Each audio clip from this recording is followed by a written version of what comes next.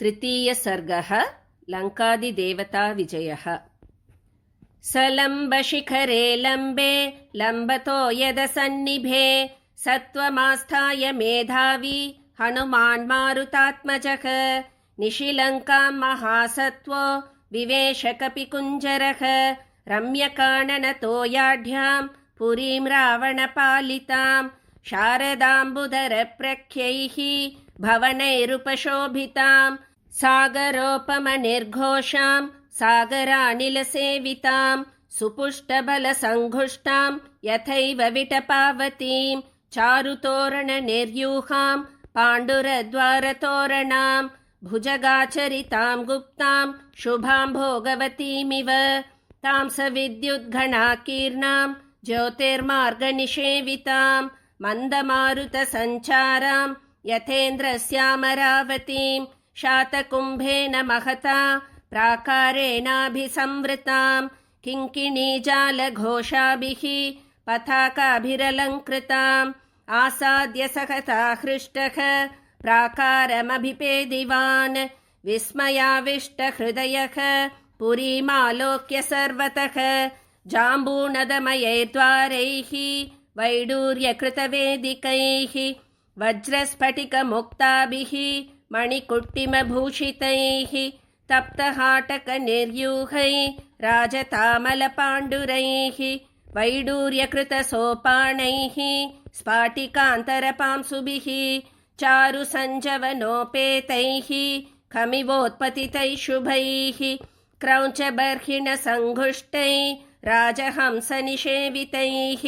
तुर्याभरणनिर्घोषैः सर्वतः प्रतिनादितां वस्वोकसारा प्रतिमां तां वीक्ष्य नगरीं ततः खमिवोत्पतितां लङ्कां जहर्ष हनुमान् कपिः तां समीक्ष्य पुरीं रम्यां राक्षसाधिपते शुभाम् अनुत्तमां वृद्धियुतां चिन्तयामास वीर्यवान् नेयमन्येन नगरी शक्या दर्शयितुं बलात् रक्षिता रावणबलैः उद्यतायुधधारिभिः कुमुदाङ्गदयोर्वापि सुषेणस्य महाकपेः प्रसिद्धेयं भवेत् भूमिः मैन्दद्विविधयोरपि विवस्वतस्तनूजस्य हरेश्च कुशपर्वणः वृक्षस्य केतुमालस्य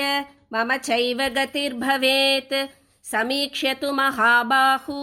राघवस्य पराक्रमं लक्ष्मणस्य च विक्रान्तम् अभवत् प्रीतिमान् कपिः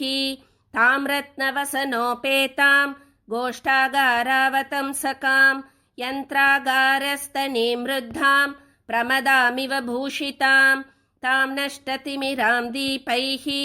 भास्वरैश्च महागृहैः नगरीं राक्षसेन्द्रस्य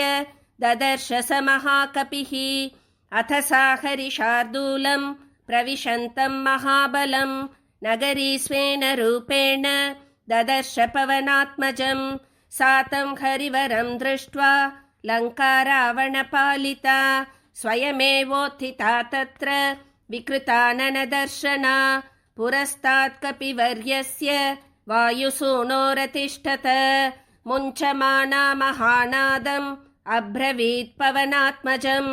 कस्त्वं केन च कार्येण इह प्राप्तो वनालय कथयस्वेह यत्तत्त्वं यावत् प्राणाधरन्ति ते न शक्यं खल्वियं लङ्का प्रवेष्टुं वानरत्वया रक्षिता रावणबलैः अभिगुप्ता समन्ततः अथ तामब्रवीत् वीरो हनुमानघ्रतस्थितां कथयिष्यामि ते तत्त्वं यन्मां त्वं परिपृच्छसि का त्वं विरूपनयना पुरद्वारेव तिष्ठसे किमर्थं चापि मां रुद्ध्वा निर्भर्त्सयसि दारुणा हनुमद्वचनं श्रुत्वा लङ्का सा कामरूपिणी उवाच वचनं क्रुद्धा परुषं पवनात्मजम् अहं राक्षसराजस्य रावणस्य महात्मनः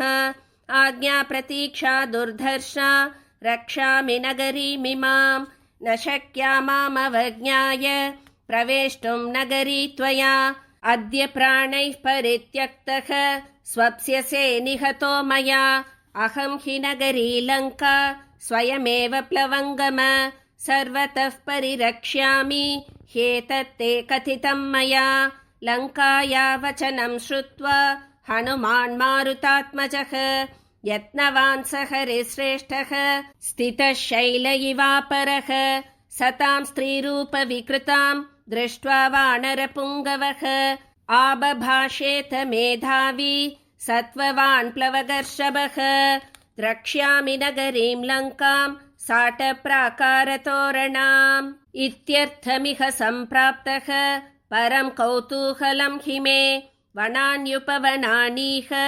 लङ्कायाः काननानि च सर्वतो गृहमुख्यानि द्रष्टुमागमनं हि मे तस्य तद्वचनं श्रुत्वा लङ्का सा कामरूपिणी भूय एव पुनर्वाक्यं बभाषे परुषाक्षरं मामनिर्जित्य दुर्बुद्धे राक्षसेश्वरपालितां न शक्यमद्य ते द्रष्टुं पुरीयं वानराधम ततः स कपिशार्दूलः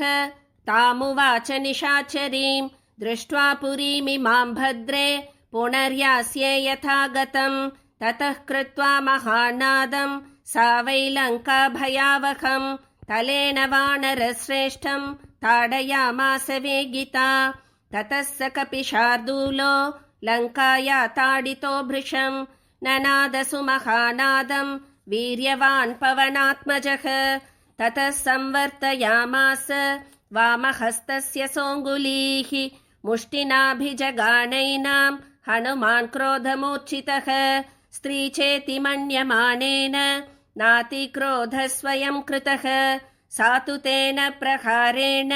विह्वलाङ्गी निशाचरी पपात सहसा भूमौ विकृताननदर्शना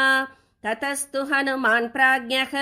तां दृष्ट्वा विनिपातितां कृपां चकार तेजस्वी मन्यमानस्त्रियं तु तां ततो वै भृशसंविघ्ना लङ्का सा गद्गदाक्षरम् उवाचा गर्वितं वाक्यं हनुमन्तं प्लवङ्गमं प्रसीदसु महाबाहो त्रायस्व हरिसत्तम समये सौम्य तिष्ठन्ति सत्त्ववन्तो महाबलाः अहं तु नगरी लङ्का स्वयमेव प्लवङ्गम निर्जिताहं त्वया वीर विक्रमेण महाबल इदं तु तथ्यं शृणु वै ब्रुवन्त्या मे हरीश्वर स्वयं स्वयंभुवा दत्तं वरदानं यथा मम यदा त्वं वानरः कश्चित् विक्रमात् वशमानयेत् तदा त्वया हि विज्ञेयं रक्षसां भयमागतम् स हि मे समयः सौम्य प्राप्तोऽद्य तव दर्शनात् स्वयंभूविहितः सत्यो न तस्यास्ति व्यतिक्रमः सीतानिमित्तं राज्ञस्तु रावणस्य दुरात्मनः रक्षसां चैव सर्वेषां विनाशः समुपागतः तत्प्रविश्य हरिश्रेष्ठ पुरीं रावणपालितां विधत्स्व सर्वकार्याणि यानि यानीह वाञ्छसि प्रविश्य शापोपहतां हरीश्वरः शुभां पुरीं राक्षसमुख्यपालितां यदृच्छया त्वं जनकात्मजां सतीं विमार्ग सर्वत्र गतो यथा सुखम्